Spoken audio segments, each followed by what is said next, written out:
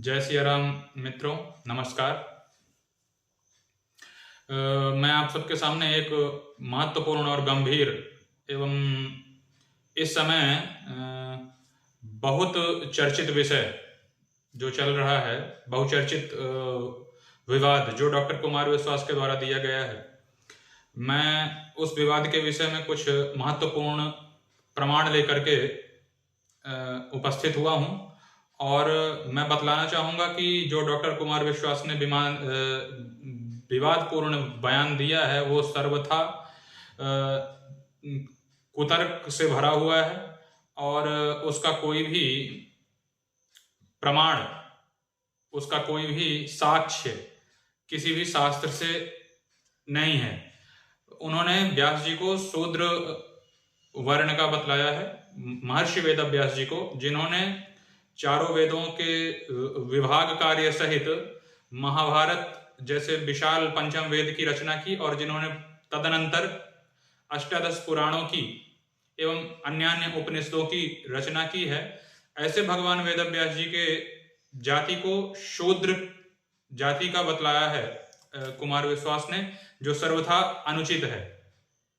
मैं कुमार विश्वास के विवादित बयान जो वेद व्यास जी के माता पिता के विषय में संदेहात्मक तथ्य प्रस्तुत करने वाला है, उसका खंडन करूं। उसके पूर्व मैं महाभारत के अनुशासन पर्व से कुछ बात कहना चाहता हूं। देखिए, महाभारत के अनुशासन पर्व का जो 48वां अध्याय है, जो भीष्म पितामह जी ने युधिष्ठिर जी से वार्ता की है, उस 48वें अध्याय का अगर अध्ययन करेंगे तो शुरू के ही तीसरे श्लोक में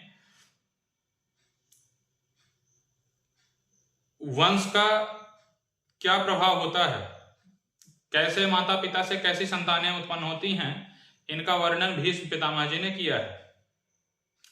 देखिए, भीष्म पितामह जी ने जो बात रखी है युधिष्ठिर जी से, वो पहले मैं कर देना चाहता हूं कि भार्यानश्चस्त्रो विप्रस्य द्वयोरात्मा प्रजायते आनुपूर्व्या द्वयोर्हीनो मातृजात्यौ प्रसूयतः।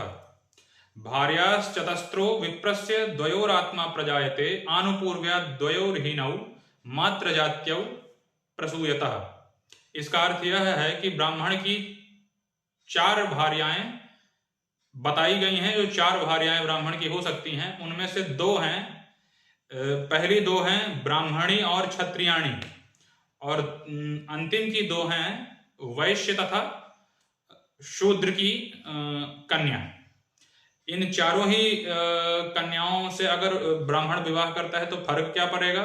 बोले, जो ब्राह्मण का विवाह अगर ब्राह्मणी कन्या से हो अथवा क्षत्रियाणी से हो तो भार्याश्चतस्त्रो विप्रस्य द्वयोरात्मा प्रजायते, ब्राह्मण की जो 4 भार्याएं बतलाई गई हैं उनमें से 2 स्त्रियों ब्राह्मणी और क्षत्रिया के गर्भ से ब्राह्मण ही उत्पन्न होगा।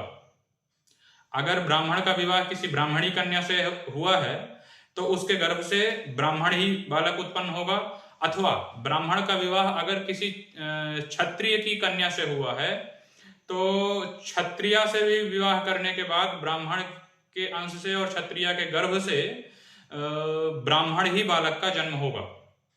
ये महाभारत का श्लोक है अनुशासन पर्व का। आप 48वां अध्याय देखेंगे जो दान धर्म पर्व कहलाता है, उसका अनुशासन पर्व के अंतर्गत दान धर्म पर्व जो भीष्म पितामह जी के द्वारा वर्णित है, उसका 48वां अध्याय अगर देखेंगे आप तो उसका जो 4था श्लोक है वह इस बात को पुष्ट करता है कि ब्राह्मण के अंश से और क्षत्रिय कन्या के गर्भ से अगर किसी बालक का जन्म हुआ है तो वह बालक ब्राह्मण है। ये बात हो गई कि किस वर्ण की उत्पत्ति कैसे होती है। तो ब्राह्मण के अंश से अगर वैश्य और शूद्र की कन्या किसी बालक को जन्म देती है तो फिर वह बालक ब्राह्मणेतर होगा, ब्राह्मण जाति का नहीं होगा। लेकिन अगर ब्राह्मण के अंश से कोई ब्राह्मणी कन्या अथवा कोई क्षत्रियाणी कन्या बालक को जन्म देती है तो वह बालक ब्राह्मण होगा। अब कुमार विश्वास जी ने, मुझे नहीं लगता कि महाभारत का अध्ययन किया है। अगर महाभारत का अध्ययन किए होते तो कुमार विश्वास जी को ये बात भीष्म जी ने जो कही है वो पता होती।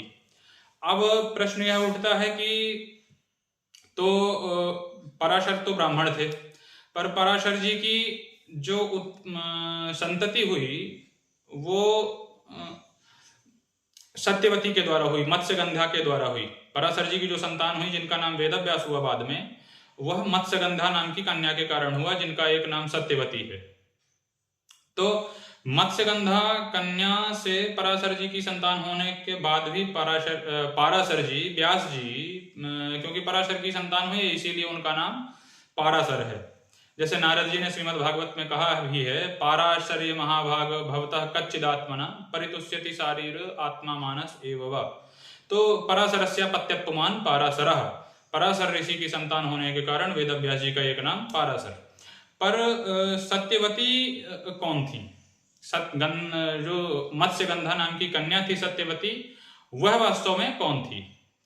तो उसका परिचय महाभारत के आदि पर्व के अंतर्गत जो अंशावतरण पर्व है, हर पर्वों का एक उप पर्व होता है महाभारत में, तो महाभारत का जो आदि पर्व है उसका जो अंशावतरण पर्व है, उस आदि पर्व के अंतर्गत आने वाले 63वें अध्याय को अगर हम देखेंगे तो एक क्षत्रिय राजा उपरिचर जिनका परिचय आता है, जिनको इंद्र के वरदान के द्वारा ऊपर उड़ने वाले विमान की प्राप्ति हुई, जिस पर बैठ करके वो सदा ऊपर ही ऊपर उड़ा करते थे, इसलिए उन राजा का नाम उपरिचर हुआ, जो चेदी देश के राजा थे। उनका विवाह एक पर्वत और एक नदी के संयोग से होने वाली संतान के साथ में हुआ था। उन राजा की, जो उपरिचर राजा थे, उनकी पत्नी का नाम गिरिका था। मतलब राजा की जो रानी साहब थी उनका नाम था गिरिका।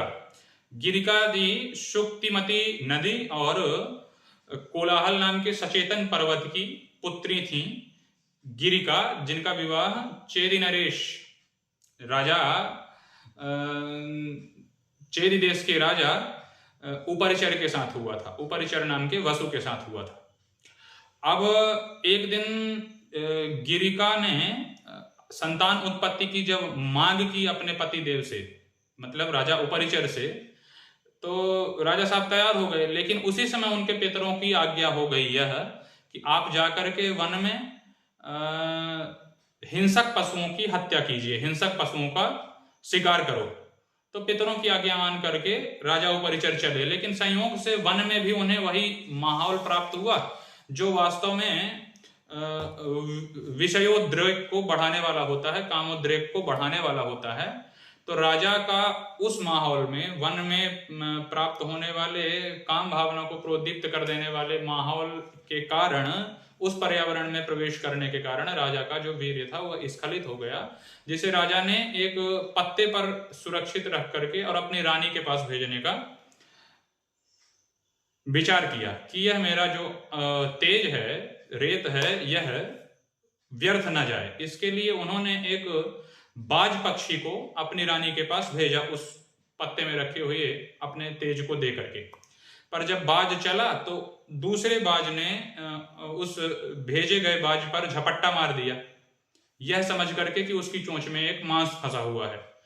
तो दोनों ही बाजों की लड़ाई के कारण वह जो पत्ता था, उसमें जो राजा जी का तेज था, वो यमुना जी में गिर गया।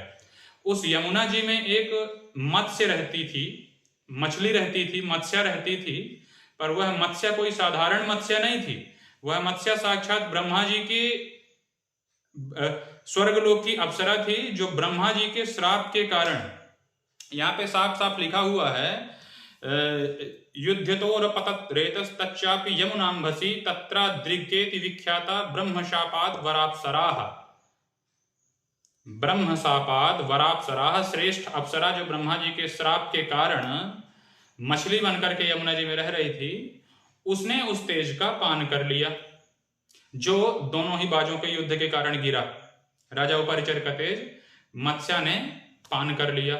कालांतर में जब 10वां महीना, उस वीर्य को पान करने के बाद जब 10वां महीना पूरा हुआ, तो उस मछली को मछुआरों ने पकड़ करके उसका पेट विदीर्ण किया, उसका उदर चीरा, उस उदर को चीरने से एक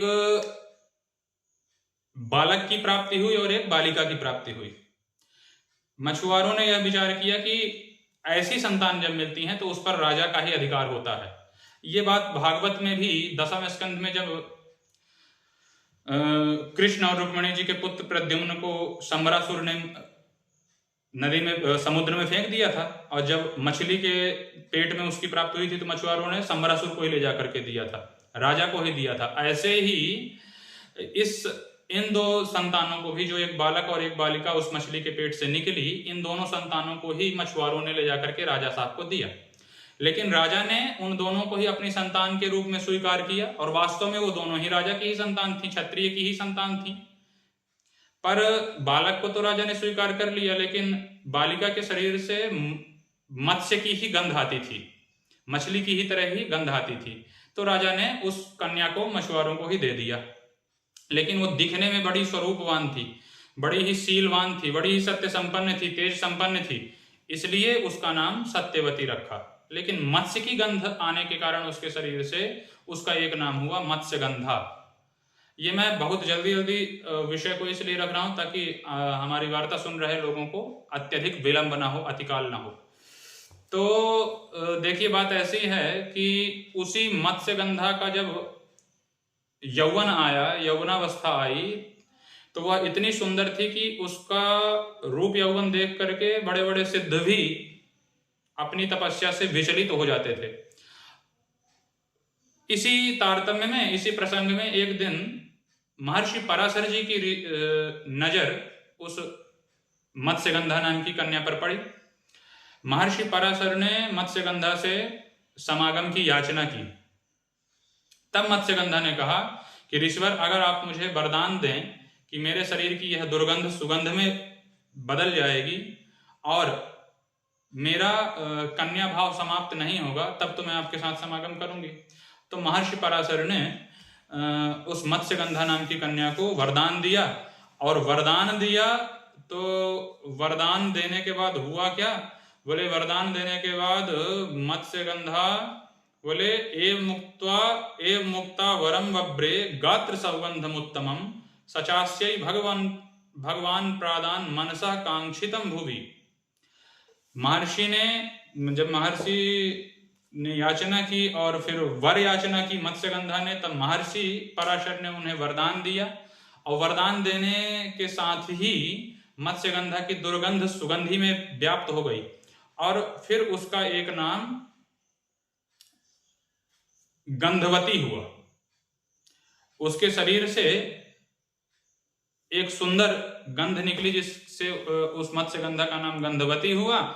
और दूसरा नाम उसका हुआ, जो मत्स्यगंधा नाम की कन्या थी, उसके शरीर से उत्तम गंध निकलने के कारण उसका नाम योजन गंधा भी हुआ।